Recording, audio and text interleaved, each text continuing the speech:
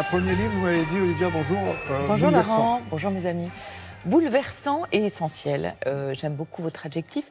Parce que les livres ne peuvent pas changer le monde, mais en revanche, ils peuvent changer le regard du lecteur sur le monde. Et ce roman graphique y contribue. Il s'appelle L'Odyssée d'Hakim. Il est signé Fabien Toulmé chez Delcourt Ancrage. C'est un roman graphique, une bande dessinée d'aujourd'hui, comme on dit. C'est le deuxième volume de la vie d'Hakim. Hakim, c'est un Syrien, il a une trentaine d'années.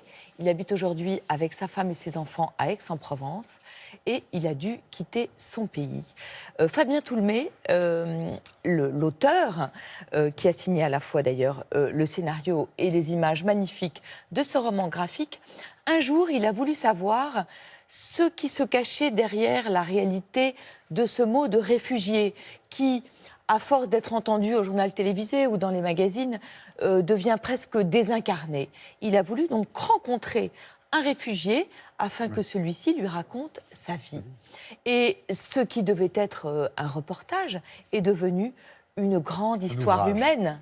D'abord une rencontre entre deux hommes, Fabien et Hakim, et vraiment un livre extraordinaire. Au début de ce deuxième volume, la fille de Fabien Toulmé, elle dit « Mais en fait, c'est un super-héros, Hakim ». Eh bien oui, c'est un super-héros.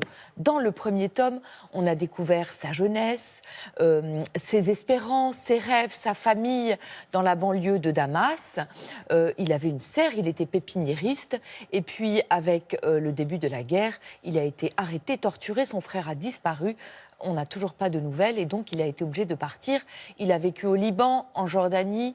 Et là, le voilà, avec sa belle famille, sa femme enceinte, à Istanbul. On va découvrir ce que c'est que de vivre sans papier, sans statut. Il est extrêmement valeureux, Hakim. Il travaille, et à chaque fois d'ailleurs qu'il a un travail, il progresse. Parce que c'est vraiment un homme qui est à la fois courageux et très intelligent. Mais très souvent, il va finir par être escroqué par des gens qui exploitent évidemment la détresse des réfugiés. Mais toujours positif. Toujours positif, et surtout il veut accueillir le mieux possible son bébé, donc il travaille beaucoup, il travaille dans une entreprise de maçonnerie, et puis le petit garçon va naître, mais sa belle famille, son beau-père et sa femme vont avoir l'occasion de partir en France par le biais du regroupement familial, et donc Hakim va se retrouver tout seul avec son bébé à Istanbul. Là, c'est vraiment le désarroi d'abord d'un jeune père avec un bébé qui pleure tout le temps, auquel ce père ne sait pas forcément répondre, comme n'importe quel père du monde entier d'ailleurs. Et puis, vraiment, la situation va être de plus en plus désespérée. Et un jour, on va lui proposer les services d'un passeur.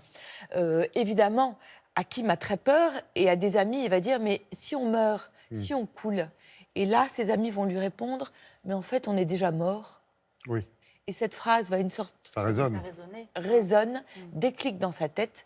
Et là, il va partir pour être un passeur, pour avoir les services d'un passeur. Ouais. Là, on va découvrir vraiment le business de la détresse et un homme qui est obligé de faire confiance à des gens qui n'inspirent absolument aucune confiance, à qui il faut donner les derniers sous qu'on a, à qui il faut vraiment confier toutes ses espérances, alors qu'on a un petit sac avec des couches pour son enfant, du lait, un album photo et puis son passeport.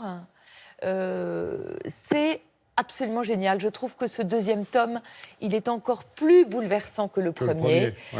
Parce que cette réalité qu'on voit au journal télévisé, ces bateaux surchargés, et bien tout d'un coup, on voit ce que ça cache. Les dessins sont magnifiques, comme écrits en sépia, du beige, du marron, du bleu, du noir, du blanc. C'est chez Delcourt Ancrage, ça s'appelle L'Odyssée d'Hakim. Et c'est essentiel, vous l'avez dit, Laurent. Le petit livre à côté, c'est le genre de livre qui peut changer la vie de quelqu'un, d'un enfant en particulier. Oui, celui-là, il est essentiel aussi. Il s'appelle « Maman, ce soir, je te ramène la mer ».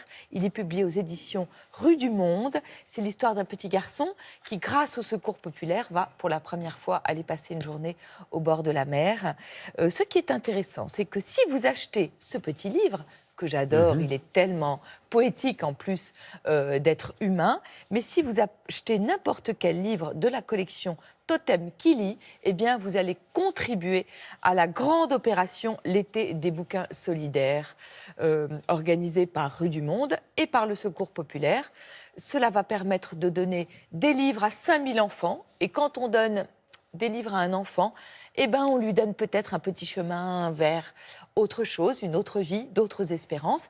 Et cela va permettre aussi à 5000 enfants, le 21 août, de découvrir la mer. Comme c'est bien dit, et merci de le dire. Merci Olivia, merci Myriam.